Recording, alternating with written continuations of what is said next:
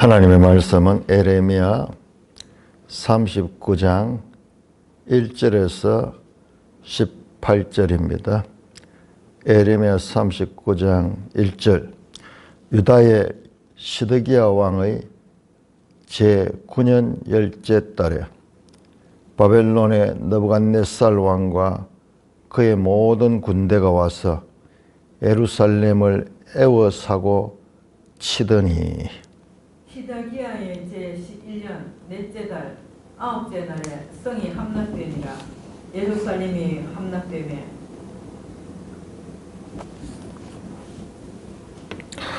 바벨론의 왕의 모든 고관이 나타나 중문에 앉으니 곧 네르갈사레셀과 삼갈네부와 내시장 살스킴이니 네르갈살레셀은 궁중장관이며 바벨론 왕의 나머지 고관들도 있더라. 유다의 시드기야 왕과 모든 군사가 그들을 보고 도망하되 밤에 왕의 동산길을 따라 두담 샘문을 통하여 성읍을 벗어나서 아라바로 갔더니 갈대아의 군대가 그들을 따라 여리고 평원에서 시드기야에 미쳐 그를 잡아서 데리고 하맛 땅 리볼라에 있는 바벨론의 느부갓네살 왕에게로 올라가매 왕이 그를 심문하였더라. 바벨론의 왕이 리볼라에서 시드기야의 눈 앞에서 그의 아들들을 죽였고 왕이 또 유다의 모든 귀족을 죽였으며 왕이 또 시드기야의 눈을 빼게 하고 바벨론으로 옮기려고 사슬로 결박하였더라. 갈대아인들이 왕궁과 백성의 집을 불사르며 예루살렘 성벽을 헐었고 사령관 느부사르단이 성중에 남아있는 백성과 자기에게 항복한 자와 그 외에 남은 백성을 잡아 바벨론으로 옮겼으며 사령관 느부사르단이 아무 소유가 없는 빈민을 유다 땅에 남겨두고 그날에 포도원과 밭을 그들에게 주었더라. 바벨론의 느부갓네살 왕이 에레미야에게 대하여 사령관 느부사르단에게 명령하여 이르되 그를 데려다가 선대하고 해하지 말며 그가 내게 말하는 대로 행하라. 이에 사령관 느부사르단과 내시장 느부사스반과 궁중장관 네르갈세레셀과 바벨론 왕의 모든 장관이 사람을 보내어 예레미야를 감옥들에서 데리고 사반의 손자 아히감의 아들 그다랴에게 넘겨서 그를 집으로 데려가게 하며 그가 백성 가운데 사니라. 예레미야가 감옥들에 갇혔을 때 여호와의 말씀이 그에게 임하니라. 이르시되 너는 가서 구스인 에벳멜렉에게 말하기를 만군의 여호와 이스라엘의 하나님의 말씀에 내가 일성에 재난을 내리고 복을 내리지 아니하리라 한 나의 말이 그날에 내 눈앞에 이루리라. 여호와의 말씀이니라. 내가 그날에 너를 구원하리니 너가 그 두려워하는 사람들의 손에 넘겨지지 아니하리라. 내가 반드시 너를 구원할 것인즉 내가 칼에 죽지 아니하고 내가 노량물같이 내 목숨을 얻을 것이니 이는 내가 나를 믿었음이라. 여호와의 말씀이니라 하시더라. 하나님 아버지 오늘 감사합니다. 오늘 본문을 통하여서 우리에게 말씀하고자 하시는 하나님의 뜻을 바르게 깨닫게 하여 주시옵소서. 예수님 이름으로 감사하며 기도드리옵나이다. 아멘.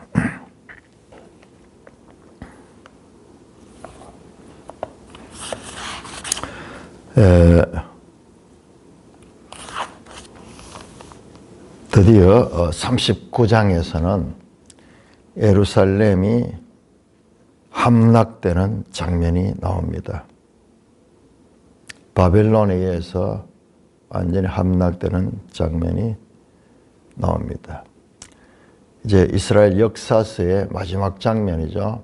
열왕기 25장 그리고 역대하 36장입니까?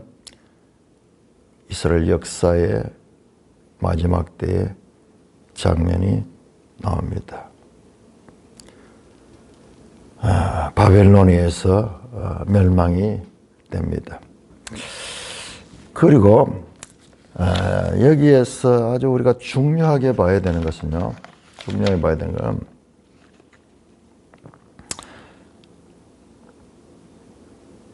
바로 멸망 이후의 이스라엘의 역사에 대해서는 성경 기록이 안 나오거든요. 저기 나중에 이제 그 70년 포로 생활을 마치고 에스라나 느헤미야 같은 사람들이 또는 에스더 같은 사람이 그 이후에 활동한 것은 나오지만은 그러나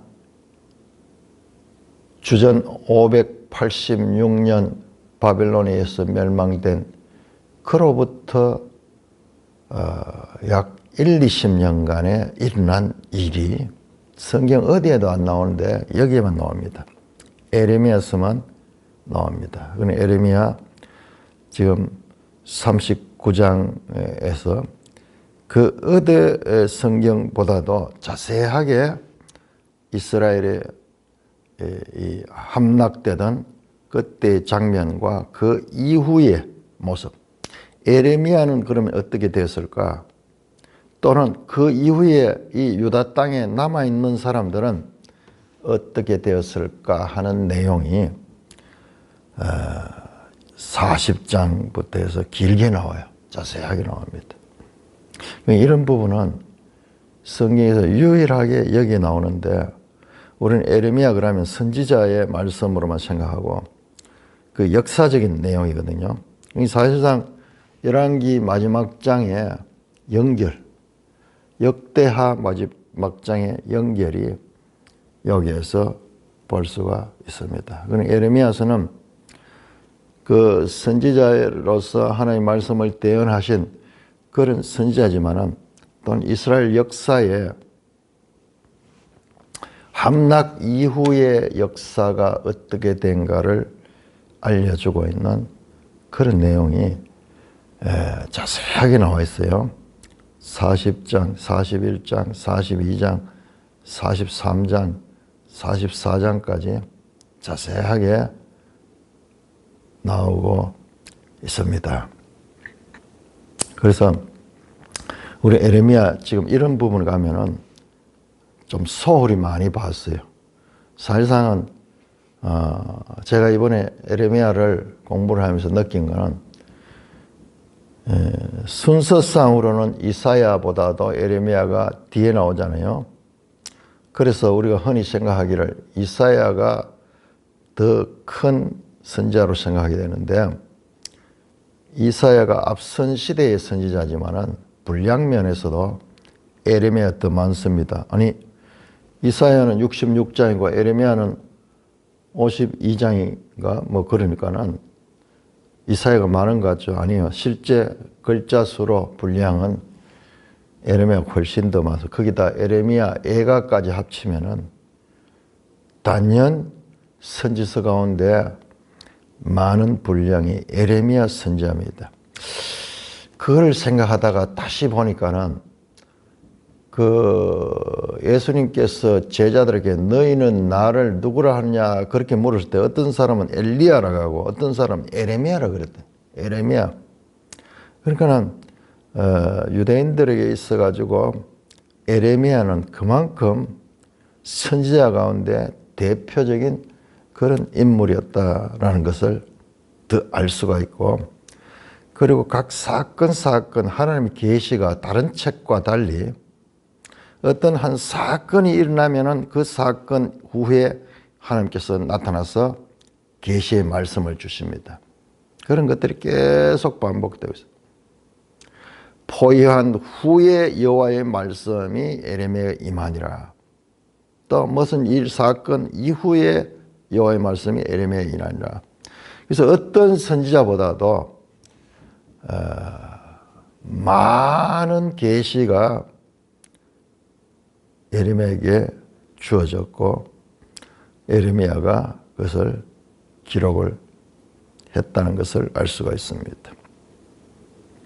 자, 오늘 우리가 읽었던 39장을 크게 보시면은 어떻게 유다가 망했는가? 에레미야는 어떻게 됐는가? 에레미야가 석방이 돼요. 석방이 돼요.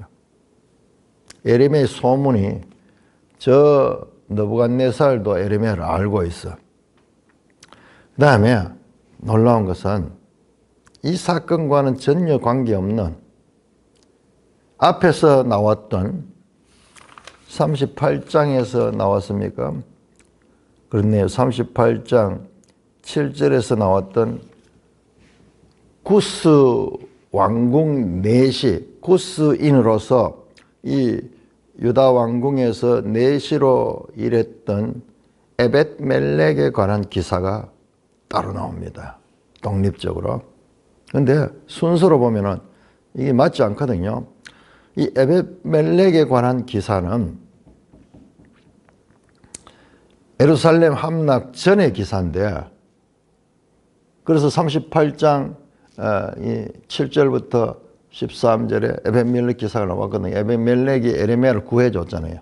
그런데 다시 38장 간격을 두고 다시 그 38장 후반절에 에벳멜렉이 하나님에 의하여 특별하게 하나님께서 에벳멜렉에게 주시는 말씀이 주어집니다. 왜 이렇게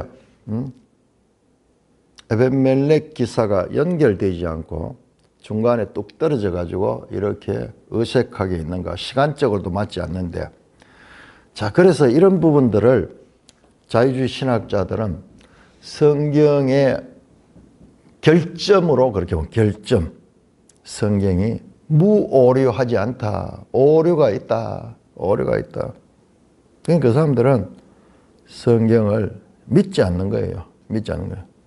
믿지 않는 증거를 찾는 거예요. 그들이 하는 일이 봐라, 이런 거 봐라. 시간적으로 또 맞지 않잖아. 우리 앞에서 나왔죠.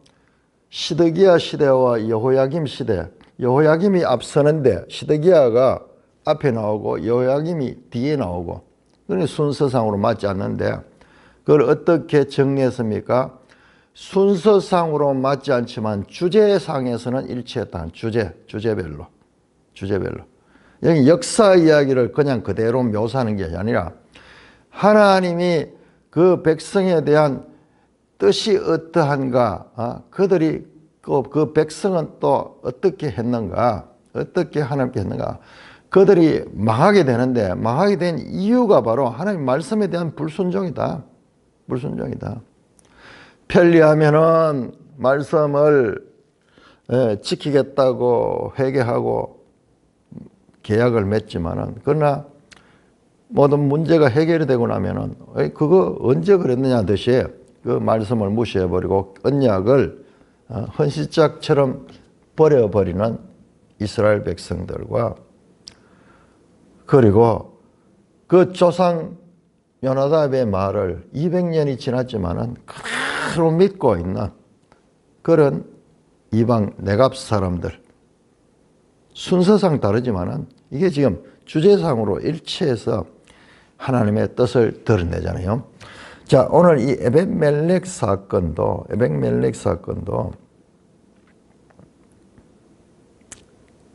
그렇게 정리가 됩니다. 자, 뭐냐 그러면은, 자, 오늘 1절에서 14절까지는 이제 완전히 예루살렘이 망하거든요. 그 망했을 적에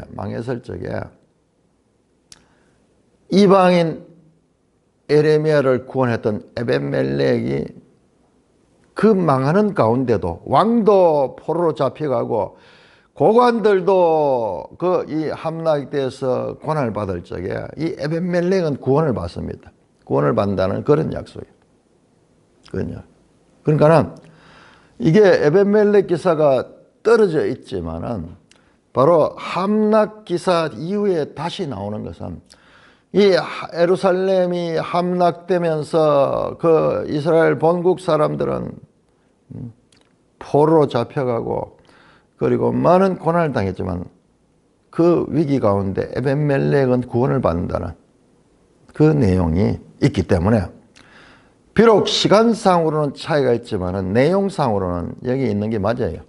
여기 있는 게 맞아요. 전혀 내용상으로 여기가 어색하지 않습니다. 어색하지 않습니다. 자, 그런 것을 생각하면서 우리 본문을 자세히 살펴보겠습니다. 자, 유다의 시드기야 왕 제9년 열째 달 제9년 같으면은 9년 같으면은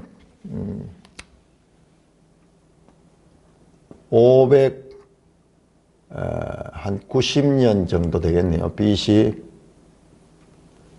9년 589년 정도 되겠다. 589년 정도 이렇게 될 거예요. 그 다음에 이게 시드기야 9년이거든요. 시드기야 9년 열째 달 바벨론의 느부갓네살 왕과 그의 모든 군대가 와서 예루살렘을 에워쌌더니 이때부터 586년까지 588년 되겠네요. 588년 되겠네요.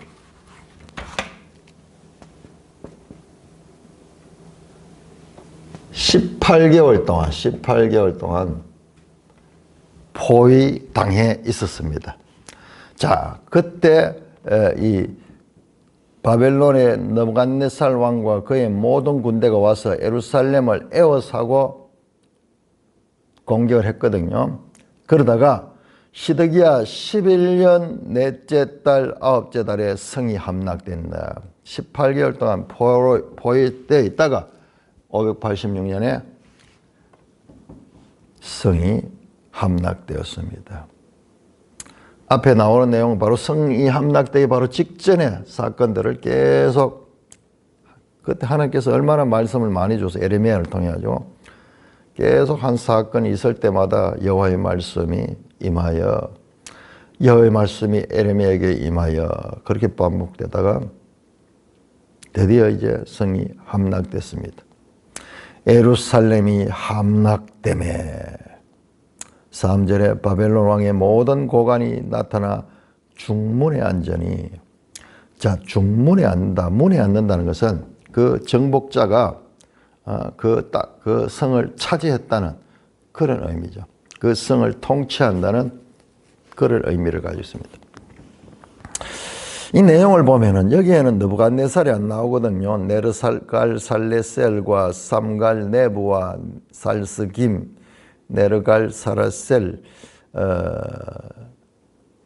느부갓네살은 아마 포위할 때는 왔던 것 같아요. 이때는 왔다가 지금 현재는 보면 여기 없어요. 예루살렘에 없고 저 하맛 땅에 지금 가 있거든요. 뒤에 곧 나옵니다. 하맛 땅에.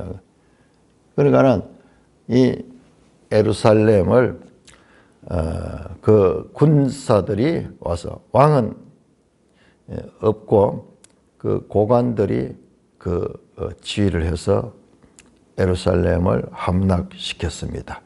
자, 거기 보면 바벨론 왕의 모든 고관 이름이 지금 네르갈 사레셀, 삼갈 네부, 살스김 세 사람의 이름이 나오는데 그 가운데 이름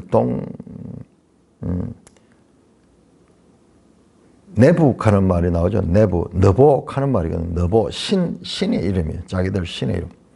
네르갈 사레셀, 살스김, 느부갓네살 하는 게 이것도 너부 신, 그들의 신의 이름이에요. 나보니두스 하는 거, 그것도 나보니두스, 그 신의 이름이에요.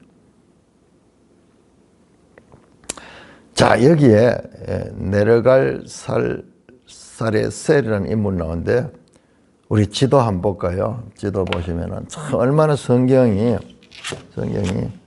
사실적인 묘사인가. 지도 217쪽을 한번 보세요. 217쪽을 보시면은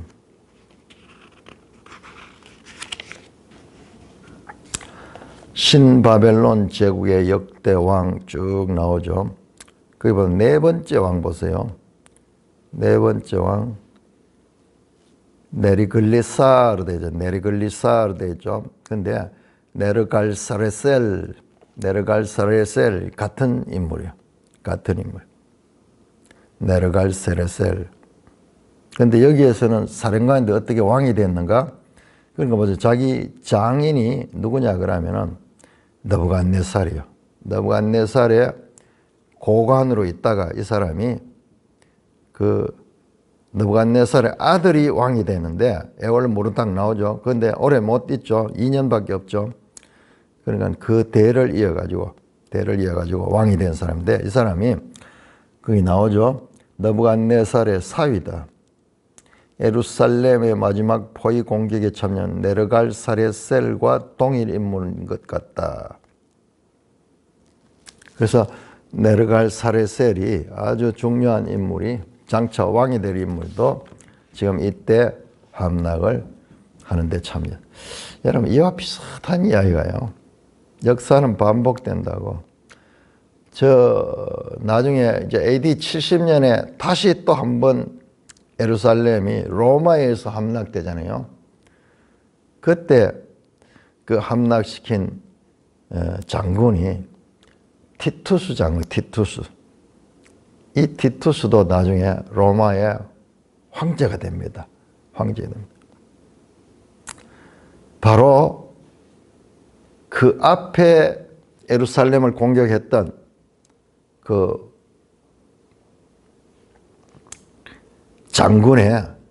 장군이 왕이 되고 그 이름이 잘 생각이 안 나는 그 다음에 그 아들이 와서 했듯이 참 역사가 그냥 역사는 이어지만 우리가 크게 성경을 통해서 수백 년 간격을 두고 이 두 사건을 보면 아주 비슷해요. 자, 그렇게 이제 예루살렘 성이 함락됐다. 자, 그러면은 왕은 어떻게 됐는가?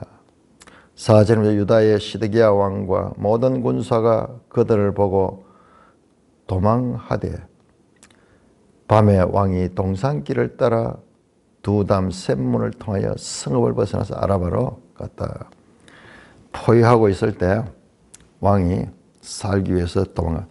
그러니까 이 시드기야가 제가 어제 설교 제목을 상황과 말씀이라고 했는데 상황과 말씀이라고 그랬는데 지금 그거잖아요. 지금 그 상황 앞에 눈앞에 펼쳐지고 있는 이 상황 앞에서 말씀을 붙들지 못하는 거예요. 자기 생각을 짜잖아요. 지금 일관되게 에레미야는 말했잖아요. 바벨론 왕에게 항복하고 순종해라.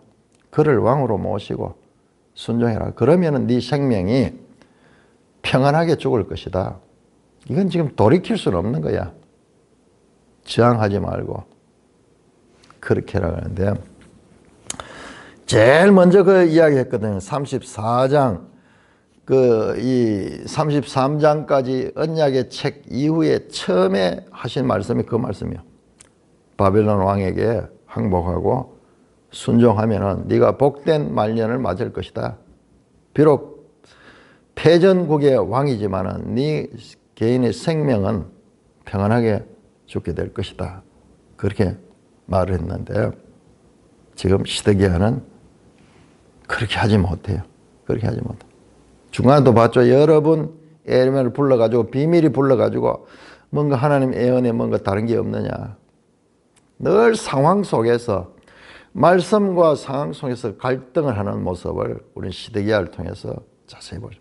이 오늘날 우리 그리스도인들도 마찬가지예요. 내가 내 앞에 일어난 문제를 두고 말씀과 상황 가운데서 말씀을 굳게 붙잡느냐, 상황에 의해 가지고 착 왔다 갔다 하느냐, 그 차이가. 그러니까 이 장면은 이 시드기야를 통해서 우리 성도들이 그 말씀에 대한 태도가 어떠한가를 자세히 보여주는 그런 모델과 같은 것입니다.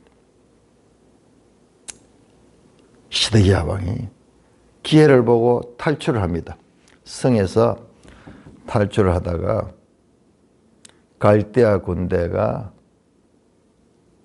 따라가서 여리고 평원에서 시드기야를 잡았습니다. 여리고가 예루살렘 산이고 다시 많이 도망갔네요. 그 감남산을 건너가지고 그 다음 그 낮은 지대가 여리고잖아요. 거기까지 도망갔는데 거기까지 갈대아 군대가 따라가서 시드기야를 잡았습니다. 자, 우리 지도 218쪽을 한번 보겠습니다. 218쪽. 이 부분을 이 지도책은 놓치지 않고 있어요. 놓치지 않고 있어요. 정말 이 책은 귀한 책이에요. 어느 분이 뭐 좋은 지도책이 있다 이러던데 그걸 내가 한번 봤는데 이 책에 비할 수 없어요. 내가 이걸 추천해줘도 이 가치를 몰라 사람들이. 이 책. 왜냐? 이 책의 가치를 하려고 하면 성경을 내겠지 한 장 한 장 자세하게 보면은 이 지도가 얼마나 가치 있고 놀라운가를 알 수 있어요. 자, 보세요. 자, 거기에 느부갓네살의 유다 침략 쭉 나오죠. 나오는데 거기서 보세요. 예루살렘에 보면은 3차에 걸쳐서 침략했다는 걸 알 수 있어요. 3차에 걸쳐서 침략을 했고 지금 우리가 보고 있는 부분은 마지막 3차 침략됩니다. 3차 침략. 그때 초록색 그 라인을 가지고 있는데 거기 보세요. 예루살렘에서 여리고로 거기 보라색 나오죠. 보라색. 시드기야가 탈출을 시도하다가 여리고 광야에서 붙잡혔다. 그 다음에 어디로 가느냐? 림나로 끌려가서 바벨론 왕 앞에서 형벌을 받는다. 자, 림나는 어디냐? 그러면 림나는 여기는 안 나옵니다. 림나는 226쪽 226쪽을 보시면은 자, 226쪽 보시면은 림나가 이게 리볼라하고 같은 곳이야. 리볼라. 우리 에레미야서 보시면은 그를 하맛 땅 리블라에 있는 바벨론 느부갓네살 왕. 그러니까 왕은 지금 어디 있냐 그러면 하맛 땅에서. 하맛은 어디냐 그러면 저 위에 보세요. 아람 시리아죠. 오늘날 시리아. 그 하맛에 지금 주둔하고 있고 지금 이 예루살렘을 멸망한 데는 오지 않았어요. 이 하맛 땅에 있으면서 전체를 지휘하고 있었던 것 같아요. 전체를 지휘하고 있었다. 그래서 이제 시드기야를 잡아가지고 어디로 갔냐? 느부갓네살 왕위로 올라가면서 왕이 직접 그를 심문했다. 여러분 34장에 보시면은 34장 3절 한번 봅시다. 이 앞에 그냥 나왔던 내용이 그냥 있는 게 아니에요. 34장 에레미야가 시드기야 왕에게 말합니다.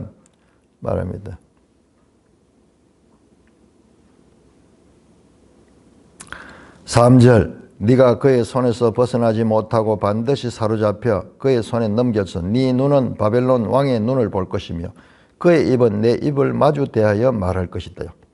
너는 바벨론으로 가려. 지금 이게 무슨 말이에요?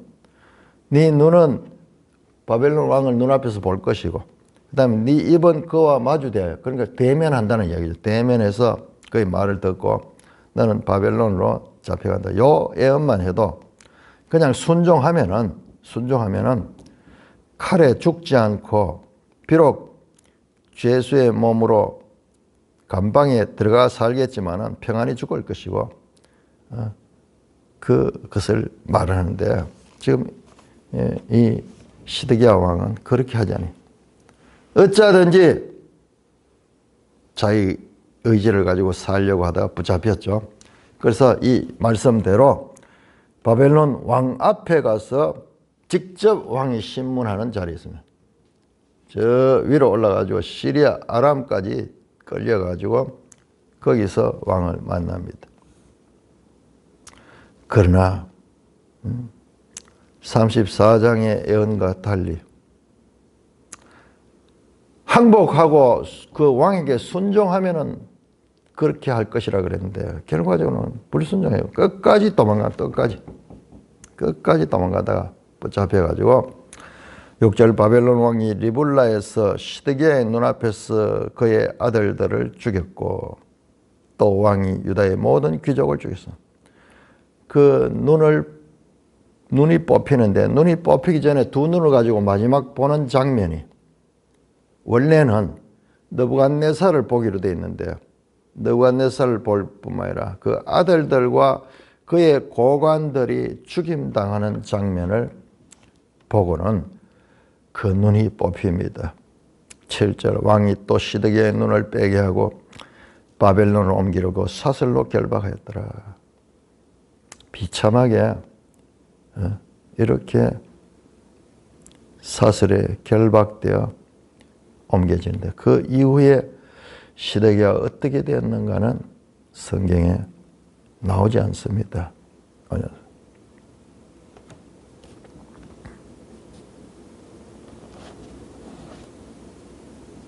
8절입니다. 갈대아인들의 왕궁과 백성의 집을 불사르며 예루살렘 성벽을 헐었고 불사른다고 그랬거든요. 계속 그 예언했는데 그 말씀대로 하나님의 예언의 말씀대로 왕궁과 백성의 집을 불사렀다. 예루살렘 성벽을 헐었고 사령관 느부사라단이 성중에 남아있는 백성과 자기 항복한 자와 그 외에 남은 백성을 잡아 바벨론으로 옮겼다. 쓸만한 사람들 전부 잡아가지고 바벨론으로 옮기고 그러면 남은 땅을 어떻게 했냐? 10절에 사령관 느부사라단이 아무 소용 없는 빈민을 유다 땅에 남겨두고 그날의 포도원과 밭을 그들에게 주었더라. 그러니까 좀 쓸만한 사람들은 다 잡아가고 아무 소유가 없는 빈민들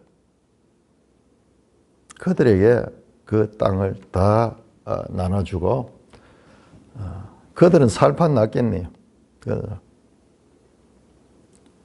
빈민, the poor of the land, 그 땅에 가난한 사람들 그들이 그 포도원과 밭을 얻게 됩니다. 그러니까 이들은 뭐 남겨둬봤자 본국에 반역하고 이럴 사람들이 아니거든요. 그냥 자기들은 감지덕지 오히려 이래 있는 게 더 좋잖아요. 자기들 땅도 차지하고 이래 되는 거는 철저하게 예루살렘을 황폐하게 만드는 작전이에요. 자, 11절 바벨론의 느부갓네살 왕이 예레미야에 대하여 사령관 느부사라단에게 명령한다.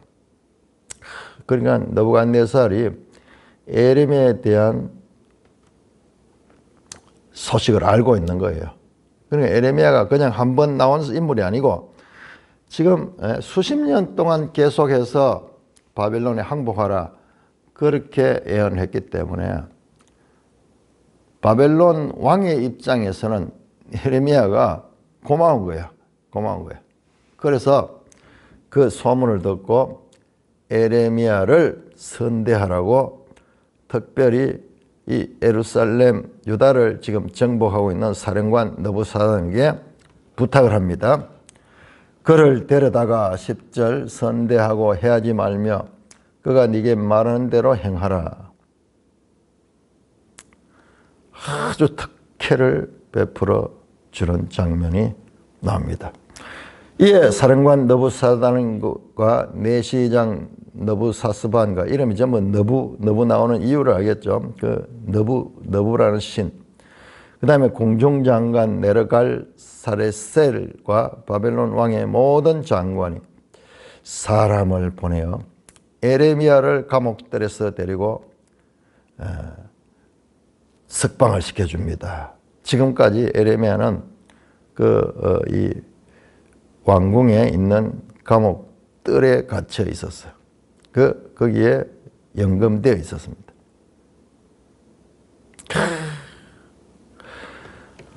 바벨론 왕이 예레미야에게 특별 사면령을 내리고 뿐만 아니라 그를 보호하라 그러면 보호하고 그가 말하는 대로 해주라는 그런 이 특별한 은혜를 베풀고 있는 것을 보게 됩니다.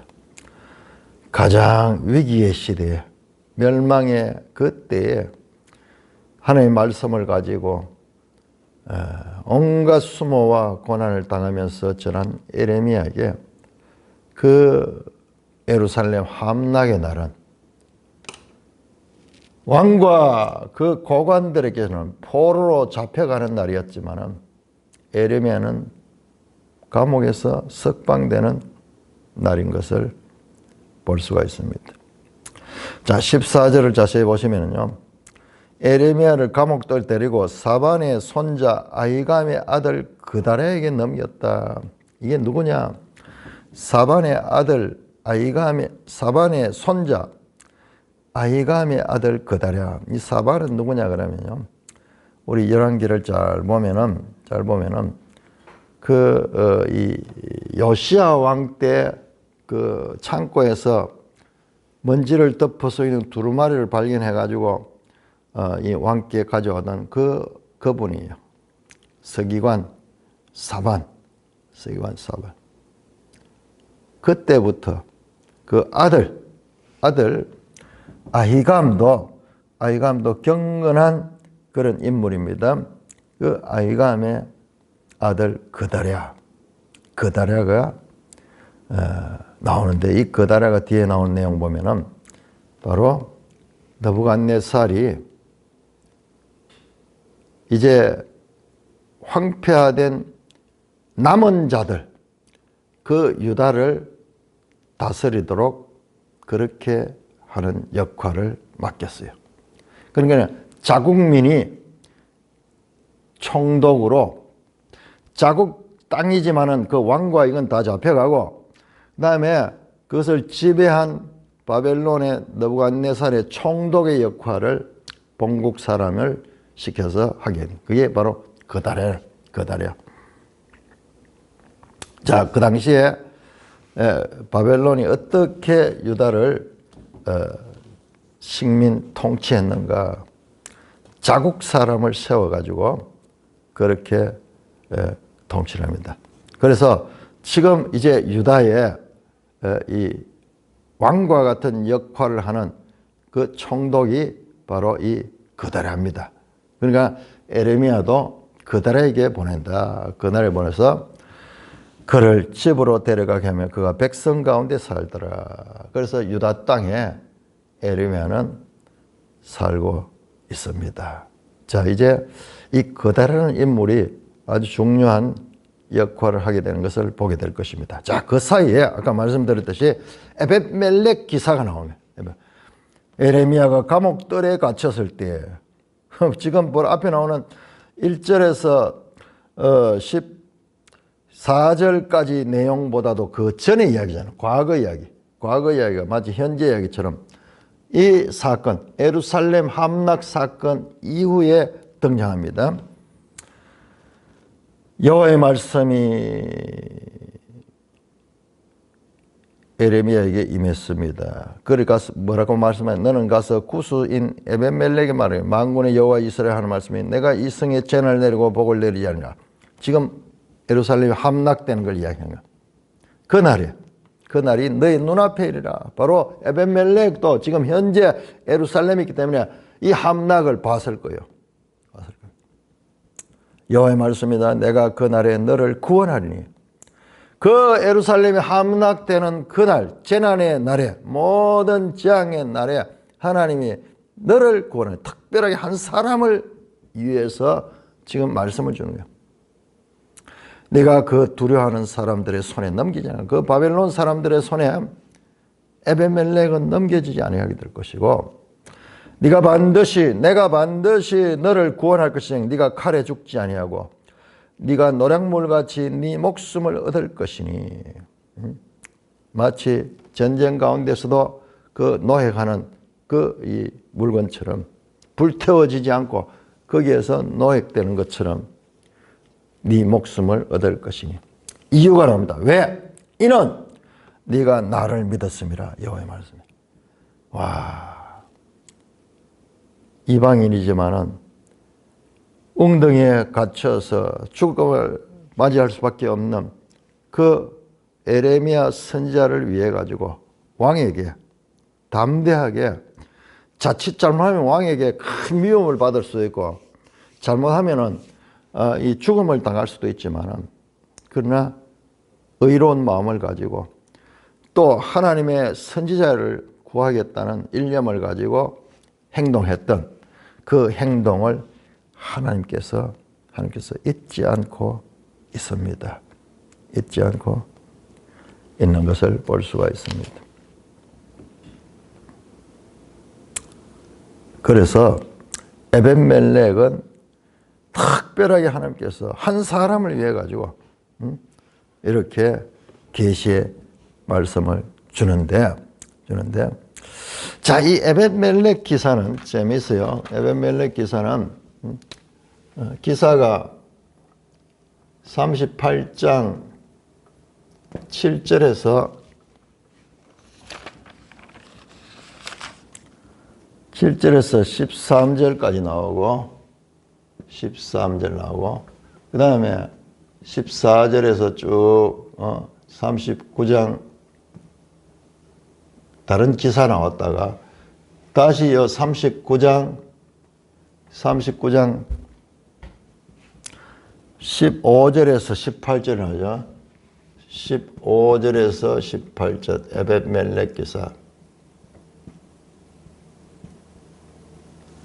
다시 또 다른 이야기 나옵니다. 여기 에레미야예요. 에레미야. 에벳멜렉.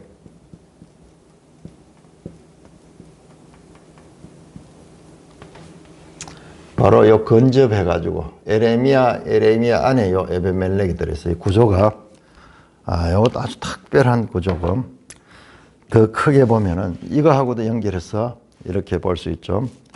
이렇게 보면은, 자, 이게 그냥 순서상에 무슨 혼란이 아니라, 지금 오늘 내용도 보세요. 예루살렘이 함락될 적에 에벳멜렉은 하나님께서 그의 믿음을 보고 그를 구원했다는 이 메시지가 여기 들어있는 아주 중요한 메시지. 이게 이방인이잖아요. 이방인이고, 그리고 그가 의로운 행위를 했고, 그 다음에 그가 오늘 성경에 보세요. 나를 믿었음이라. 이 구약에 이런 단어가 거의 없잖아요. 저 아브라함 기사에 나오다. 그가 나를 믿어서 그가 하는 모든 행동을 믿음으로 한 거야. 믿음을. 그래서 하나님께서 그를 반드시 주위에 다른 사람들은 다 죽을지라도 그를 구원해 주시겠다 하는 하나님의 의지가 나옵니다. 자, 이 에벳멜렉 기사는 이렇게 뚝 떨어져 있지만은 또 여기에 나타나면서 또 한번 보세요. 더 크게 한번, 성경을 더 크게 한번 보세요. 에벳멜렉과 유사한 인물이 하나 생각날 거예요. 지금 뭡니까? 성이 함락될 때, 똑같이 성이 함락될 때 활동했던 이방인.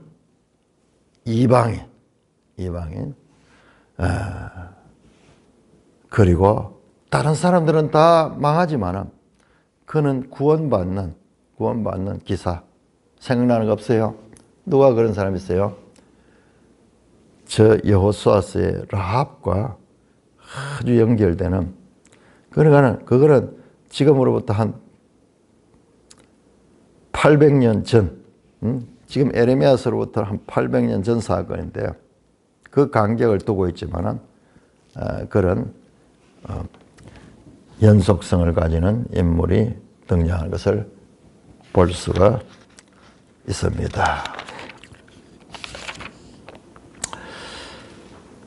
자, 이제 40장 들어가는데요. 40장은 오늘 시간이 없어서 못 보고, 40장은 뭐냐? 그러면 40장은 중요합니다. 40장에서 43장까지 또 44장까지 중요한 건 뭐냐? 그러면 이게 딴 데는 전혀 나오지 않는, 성경에 아무데도 안 나오는 바로 바벨론의 포로로 잡혀가지 않고 그다랴와 함께, 그다랴가 이제 이 유다의 총독이 됐죠. 그다랴와 함께 유다에 남아있던 사람들에 대한 기사가 자세하게 나와 있어요. 자세하게 나와. 그건 딴 데 아무 데도 없어요. 여기 에레미야서에만 나오는. 그건 에레미야는 선지서이면서 동시에 역사서야. 역사서. 뒤에 가면요. 역사서 이야기가 그대로 나옵니다. 똑같이 나오는 거예요. 그러니까 이 역사 가운데 하나님의 말씀을 받아 전한 선지자다 하는 것을 알 수 있습니다. 그러니까 우리가 이 에레미야서를 읽을 때 이런 역사적 배경을 바르게 모르고 읽으면요. 그야말로 이거는 맨땅에 혜택하는 죄. 전혀 알 수 없어요. 그리고 이 책이 두꺼운 책이잖아요. 이런 부분까지 자세히 보지 아니하면은